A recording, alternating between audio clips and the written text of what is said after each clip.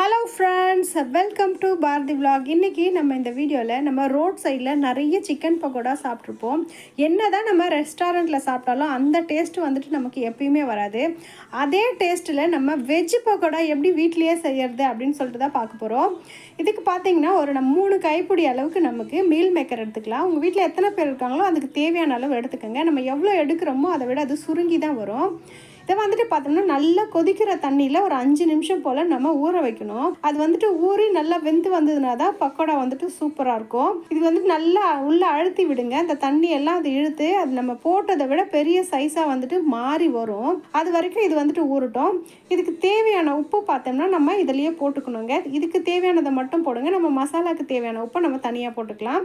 போட்டுட்டு தட்டு போட்டு மூடி ஒரு 5 நிமிஷம் போல் வச்சிடலாம். இப்போ ஒரு 5 நிமிஷம் போல் ஆயிடுச்சு. இப்போ நான் வந்துட்டு இதை ஓப்பன் பண்ணி காட்டுறேன் பாருங்கள் உங்களுக்கு எப்படி வந்திருக்கு அப்படின்னு சொல்லிட்டு. பாருங்கள், நம்ம போட்டதை விட வந்துட்டு இது கொஞ்சம் பெரிய சைஸாக தான் மாறி வந்திருக்கும். திருப்பி நம்ம பக்கோடா போகும்போது கண்டிப்பாக இது சுருங்குங்க. எடுத்துக்கலாம். பாருங்கள், நல்லா ஊறி எப்படி சூப்பராக சாஃப்டாக வந்துருக்கு பாருங்கள். இதை பிச்சோம்னா நம்ம கையாலே வந்து பிச்சுக்கிற அளவுக்கு வந்துட்டு நம்ம சாஃப்டாக வந்துட்டு ஊற வைக்கணும். அப்போ தான் இது நல்லாயிருக்கும். இப்போ இது எல்லாத்தையும் நம்ம வடிகட்டி நம்ம வேறு பிளேட்டில் மாற்றிக்கலாம். இதுக்கு நீங்கள் கண்டிப்பாக பார்த்தீங்கன்னா கொஞ்சம் சின்ன சைஸ் மீல் மேக்கர் எடுத்துக்கோங்க. பெரிய பெரிய மீல் மேக்கர் போட்டோம்னா நல்லா இருக்காது. அதுக்காக தான். மறுபடியும் ஒரு கிண்ணம் எடுத்துக்கோங்க. அதில் பார்த்தீங்கன்னா இஞ்சி பூண்டு பேஸ்ட் 1 ஸ்பூனு. இது பார்த்திங்கன்னா காஷ்மீரி சில்லி பவுடரு. கலருக்காக தான். நம்ம வந்து கலர் பவுடர் எதுவும் ஆட் பண்ண போகிறது கிடையாது. இப்போ பார்த்திங்கன்னா இது கூடவே கரம் மசாலா சேர்த்துக்கலாம். கரம் மசாலா 1 ஸ்பூன் போட்டுக்கோங்க. சிக்கன் மசாலா ஒரு 1/2 ஸ்பூன் போட்டுக்கோங்க. இது கூடவே மஞ்சள் தூள் கொஞ்சம் போட்டுக்கலாம். தனியாத்தூள் வந்துட்டு 1 ஸ்பூன் போட்டுக்கலாம். இது 4 தான் நம்ம இது கூட ஆட் பண்ண போகிறோம். இதுக்கு வேறு எதுவுமே நம்ம மசாலா ஆட் பண்ண போகிறது கிடையாது. அப்புறம் பார்த்தோம்னா நம்ம கார்ன்ஃப்ளவர் மாவு வந்துட்டு 1 ஸ்பூன் அளவுக்கு ஆட் பண்ணிக்கோங்க. இந்த கார்ன்ஃப்ளவர் சேர்ந்தோம்னா இந்த பக்கோடா வந்துட்டு சாஃப்ட்னஸ் சூப்பராக கொடுக்கும். அது கூடவே மைதா மாவு வந்துட்டு 1 ஸ்பூன் சேர்த்துக்கோங்க. இந்த மைதா மாவு எதுக்கு சேர்க்குறோன்னு பார்த்தோம்னா சாஃப்ட்னஸோட பார்த்திங்கன்னா க்ரன்ச்சினஸும் நமக்கு தேவை. பக்கோடானாலே நமக்கு வந்துட்டு க்ரன்ச்சினஸ் இருக்கணும். அதுக்காக வந்துட்டு 1 ஸ்பூன் அளவுக்கு வந்துட்டு நம்ம மைதா மாவு ஆட் பண்ணிக்கலாம். நம்ம ஆல்ரெடி மீல் மேக்கரில் உப்பு போட்டிருக்கோம். அதனால் மசாலாவுக்கு தேவையான உப்பை மட்டும் நான் இதில் ஆட் பண்ணுறேன். இது கூட நம்ம தண்ணியெலாம் எதுவுமே ஆட் பண்ணக்கூடாது. ஏன்னா வந்துட்டு நம்ம மீல் மேக்கரில் கண்டிப்பாக தண்ணி இருக்கும். நம்ம என்ன தான் பிழிஞ்சு எடுத்தோம்னாலும் அதில் வந்து தண்ணி இருக்குங்க. அதனால் வந்துட்டு மாவில் தண்ணி ஊற்றிடாதீங்க. நம்ம மீல் மேக்கர் போட்டதுக்கப்புறம் நமக்கு தண்ணி பத்தலை அப்படின்னாக்கா நம்ம வந்துட்டு தண்ணி ஆட் பண்ணிக்கலாம். இப்போ எல்லா மீல் மேக்கரும் இது கூட போடலாம். நான் இன்னும் தண்ணி எதுவுமே ஊற்றலை. நான் இந்த மீல் மேக்கரை பிழிஞ்சு தான் எடுத்து வச்சேன். இருந்தாலும் அதில் எவ்வளோ தண்ணி இருக்குது பாருங்கள். இது எல்லாத்தையும் நம்ம இந்த மசாலா கூட போட்டு நல்லா பெரட்டி எடுத்துக்கலாம். பெரட்டும் போதே பார்த்தா நமக்கு தெரியும் அதில் இருக்க தண்ணியெல்லாம் வந்துட்டு அந்த மாவில் வந்துட்டு இழுத்துக்கும். அது வந்துட்டு அப்படி இருக்கிறதும் நல்லது தான். இப்போ நான் பிசையும் போது உங்களுக்கு பாருங்கள் இவ்வளோ கொஞ்சம் தண்ணியாக இருக்கிறப்பல தான் இருக்குது. இதை நல்லா பிசைஞ்சு முடிச்சதுக்கப்புறம் பார்த்தோம்னாக்கா நம்ம கொஞ்சமாக இதுக்கு தேவையான அளவுக்கு வந்து லெமன் ஜூஸ் வந்து பிழிஞ்சு விட்டுக்கலாம். இது 1/2 லெமன் கூட இல்லை, 1/2 லெமனுக்கும் கம்மியானது தான். ஒரு சைடாக தான் நான் கட் பண்ணியிருக்கேன். நம்ம மாவு கூட வந்துட்டு இந்த லெமனை வந்து பிழிஞ்சு விடக்கூடாது. மேலே இருக்கிற லேயரில் தான் நமக்கு அந்த டேஸ்ட் கிடைக்கணும். அதுக்காக எல்லா மாவு போட்டதுக்கப்புறம் நம்ம மேலே வந்துட்டு லெமன் ஜூஸ் பிழிஞ்சு விடலாம். பிழிஞ்சு விட்டதுக்கப்புறம் இது வந்து தண்ணியாக இருக்கிறப்பெல்லாம் இருக்கும். இது நான் ஒரு 5 நிமிஷம் போல் மறுபடியும் நம்ம தட்டு போட்டு மூடி வைக்கணும். பாருங்கள், இது மூடி வச்சதுக்கப்புறம் இது இன்னும் எவ்வளோ ட்ரையாக வருதுன்னு சொல்லிட்டு நான் உங்களுக்கு காமிக்கிறேன் பாருங்கள். இந்த தண்ணி மொத்தமும் பார்த்தீங்கன்னா அந்த மாவு வந்துட்டு உறிஞ்சிட்டு அந்த மீல் மேக்கர் கூட அந்த மசாலாலாம் நல்லா ஊறி சூப்பராக இருக்கும். ஒரு 5 நிமிஷம் போல் நம்ம தட்டு போட்டு மூடி வச்சிடலாம். இது ரொம்ப ஈஸியாக செஞ்சிடலாங்களே. மொத்தமே வந்து 10 நிமிஷம் தான். 5 நிமிஷம் நம்ம சோக் பண்ண போகிறோம். மறுபடியும் மசாலா போட்டு ஒரு 5 நிமிஷம் சோக் பண்ண போகிறோம்.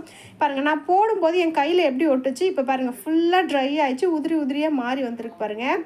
ஒரு 5 நிமிஷம் கழித்து பார்த்தோம்னா இந்த போல் இருக்கும். இப்போ வந்துட்டு நம்ம பக்கோடா போடலாம். அவ்வளோதான். இது ரெடி ஆகிடுச்சு. நம்ம பக்கோடாவுக்கு எண்ணெய் ரெடி பண்ணி வச்சுக்கலாம். ஒரு அகலமான பேன் எடுத்துக்கோங்க. எப்பயுமே பக்கோடா போடும்போது நம்ம பேன் வந்துட்டு கொஞ்சம் அகலமாக எடுத்தோம்னா எண்ணெயும் கம்மியாக யூஸ் பண்ணலாம். டக்குன்னு நிறையவும் போட்டு எடுத்துக்கலாம். எண்ணெய் காஞ்சிடுச்சா அப்படின்னு சொல்லிட்டு ஃபஸ்ட்டு ஒன்று போடுங்க. போட்ட உடனே இந்த போல் பபிள்ஸ் டக்குன்னு வரணும். எண்ணெய் வந்துட்டு காயறதுக்கு முன்னாடி போட்டுறாதீங்க. இது வந்து நம்ம கேஸை ஹைலியாக தான் வச்சு நம்ம பொரிக்க போகிறோம். ஏன்னா இது வந்துட்டு எண்ணெயே குடிக்காதுங்க. நல்லா சூப்பராக மொறுன்னு வரும். நீங்கள் கேஸை வந்து ஹைலியாக வச்சிடலாம். ஏன்னா நம்ம ஆல்ரெடி வேக வச்சுருந்தா நம்ம இதை யூஸ் பண்ணுறோம். மேலே இருக்கிற லேயர் வந்து பொரிஞ்சு வந்தாலே ரெடி ஆகிடும். இது வந்துட்டு அவ்வளோ டேஸ்ட்டாக சூப்பராக இருக்குங்க. ஒரு 10 நிமிஷம் போல் பொரிஞ்சு வந்ததுன்னா நம்மளோட பக்கோடா ரெடி ஆகிடும். தனித்தனியாக போட்டுக்கோங்க. இந்த போல் மொத்தமாக விழுந்துருச்சுன்னா ஒரு ஸ்பூன் எடுத்து அதை பிரித்து விடுங்க. ஏன்னா இது வந்து மொத்தமாக இருந்ததுன்னா நல்லா இருக்காது. தனித்தனியாக ஒரு பக்கோடாவாக போடுங்க. அப்போ தான் நல்லாயிருக்கும். நம்ம வெயிட் பண்ணி ஒரு பக்கம் செவந்ததுக்கப்புறம் அடுத்த பக்கம் திருப்பி போடலாம். எப்பயுமே பக்கோடா போட்ட உடனே கரண்டி விட்டு கலரிடாதீங்க. நம்ம பக்கோடாவோட முதல் வந்துட்டு நம்ம நினச்சாப்புல வரணும்னா 2 விஷயம் கரெக்டாக பண்ணணுங்க. ஒரு விஷயம் பார்த்தோன்னா, நம்ம பக்கோடா போட்டதுக்கப்புறம் பார்த்தீங்கன்னா, அதில் இருந்த மசாலா எதுவுமே பிரிஞ்சு எண்ணெயில் கலக்கவே இல்லை பாருங்கள். எண்ணெய் தனியாக அப்படியே எண்ணெய் போல தான் இருக்கும். அந்த மசாலா எல்லாமே அந்த லேயராக ஒட்டி இருக்கும். அப்போ தான் வந்துட்டு பக்கோடா சூப்பராக இருக்கும். 2வது பார்த்தோம்னா, எப்பயுமே எந்த பொருளுமே எண்ணெய் உள்ள போட்ட உடனே நம்ம வந்துட்டு திருப்பியே போடக்கூடாது. அது தானாக உப்பி மேலே வரும். அப்படி இல்லைன்னா ஒரு பக்கம் செவந்ததுக்கு அப்புறம் தான் அடுத்தது நம்ம கரண்டியை யூஸ் பண்ணணும். அப்போ தான் அதுக்கு மேலே இருக்கிற கோட்டிங் வந்துட்டு பிரிஞ்சு வராது. இந்த 2 விஷயத்தையும் நீங்கள் ஞாபகம் வச்சுக்கோங்க. பாருங்கள், நல்லா செவந்து வந்து அதனோட பபிள்ஸும் நல்லா குறைஞ்சிருச்சு. இன்னும் அந்த பபிள்ஸ் சுத்தமாக போனதுக்கப்புறம் நம்ம பக்கோடாவை எடுத்துடலாம். கலர் எவ்வளோ சூப்பராக வந்துட்டு பாருங்கள். நம்ம கலர் பவுட்ரு எதுவுமே ஆட் பண்ணல. நம்ம எல்லாமே நேச்சுரலாக நம்ம வீட்டில் என்ன யூஸ் பண்ணுறோமோ அதுதான் போட்டிருக்கோம். ஆனால் கலர் எவ்வளோ சூப்பராக வந்துருக்கு பாருங்கள். ஆனால் கடைகளில் கண்டிப்பாக வந்துட்டு கலர் பவுட்ரு யூஸ் பண்ணுவாங்க தான். இப்போ இது ரெடி ஆகிடுச்சிங்க. ரெடி ஆனதுக்கப்புறம் நம்ம எடுத்து பிளேட்டில் வச்சிடலாம்.